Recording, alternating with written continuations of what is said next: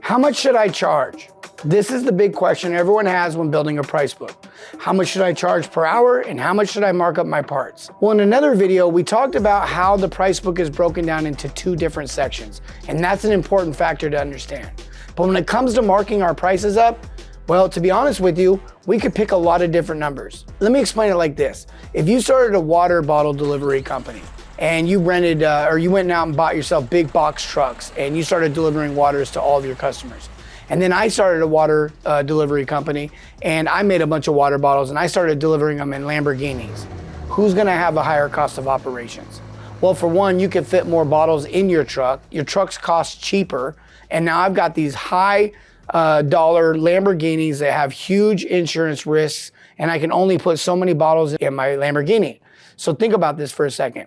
If both of us cost 50 cents to make the bottle of water and get it onto the shelf, but then it costs me $10 to deliver one bottle and it costs you 5 cents to deliver one bottle, who's going to be able to charge less and make more money? Well, in that scenario, you could probably charge $2 a bottle for your water bottle and make money, and I could charge $2 a bottle and lose money. So we can't just build our price book based off of our expenses. In fact, oftentimes I've said to owners, hey, look, if you take your current expenses and bake them into your price book, you may be making bad decisions with your money, therefore inflating your prices and making it non-convertible. You may need to very well charge $4,000 for your water heater, but it doesn't mean Mrs. Jones is gonna buy it. And so you need to make sure that you fully understand that when you're pricing things, it can't just be a blind assessment of your operational expenses. And then how much do you charge per hour? Well, I want you to think about this. Every time your team dispatches, you're typically gonna drive for 30 minutes, then they're gonna diagnose for about 30 minutes,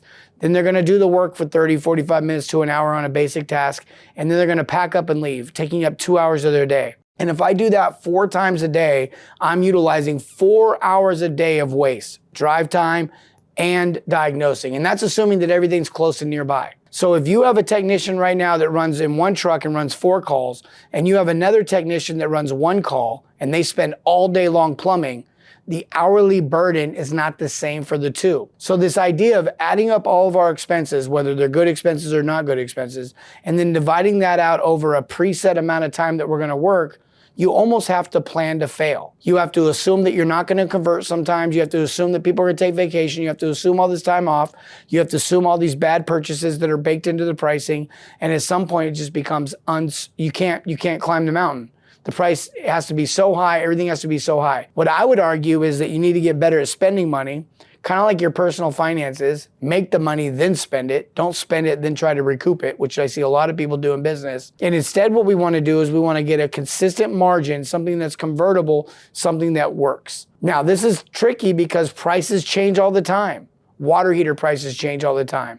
So if you got a water heater that you're buying from the supply shop at $800, and let's say you're marking it up 50%, tomorrow that water heater goes to $850. If you don't get that update and update your price book tomorrow, you're all of a sudden out of whack immediately. There's a lot of problems here. There's a lot of really pitfalls to the way that the industry has thought about pricing things. And the rest of the world doesn't operate that way. The rest of the world works on margin. There's a reality that there's a set amount of money that you should be able to operate your business on. That's just done historically through being able to research what other companies have done. We know that gross profit in the home service space should be 50%, meaning 50 cents on every dollar is gonna go back into the home.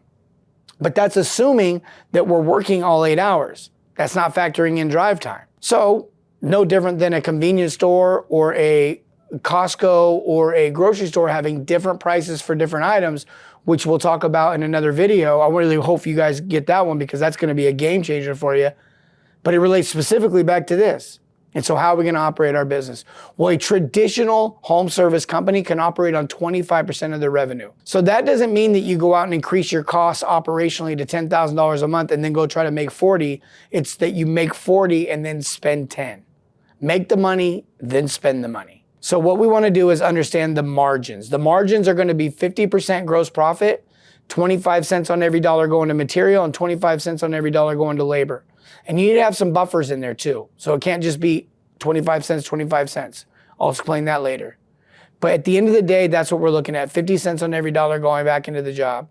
That leaves 50% gross profit. So that's 25 cents of the leftover 50 cents going to operations, and the other quarter going back into your pocket. Now, one thing that I always tell owners is, hey, while you're trying to dial in your price book and you're trying to get your conversions down, you're trying to get all of everything wrapped together, the most important thing you can do is convert.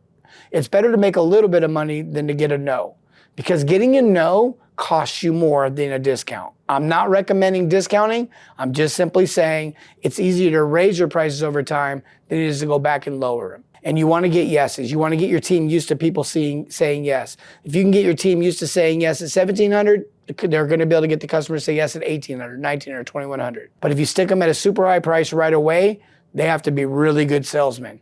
Now your recruiting game just got a lot higher, your training game just got a lot higher, and so it's a lot easier if you guys are at a healthy price point that's convertible. It's also priced out margin, meaning profitable. Now think about it like this. I currently run a plumbing company down in Atlanta. Our guys are averaging right around $11,000 per truck per week of production at right around $1,000 a ticket. We don't sell water heaters for $3,500. We're at $2,200 to $2,800 depending on which the situation and what the product is. Oftentimes we'll do free shutoffs and angle stops along with our toilet installs, and we'll do a lot of little discounts along the way if people buy more, because we understand the core concept of margins. And we're able to do it on the fly in every home, because if the customer is only going to buy one item, that one item is going to be exponentially more expensive than that same item if they're buying 20 or 30 of them, or in that example, a repipe. The price per foot on repair goes down on a repipe versus a minor repair. This is stuff that we've already been accustomed to doing. The amount of money that we charge for a sewer line repair typically is 10 times what it would cost on volume if they did the whole sewer line. Same is true for shutoffs, same is true for toilets. One toilet is cheaper than us replacing 4 toilets. And we've always understood this idea of volume discounts, but we've never known how to do it. And I want to show you guys exactly how to do it. One of the key concepts you have to get over though is stop looking at what I need to charge per hour and what I need to charge for parts markup. While that's a piece of the equation, we need to understand the bigger principle, and that's not one size doesn't fit all.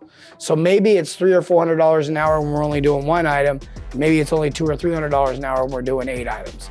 And I want to break all that down for you. Now that you understand the margins, go to this video here so that you can understand the pricing tiers and knowing when and what margins to use.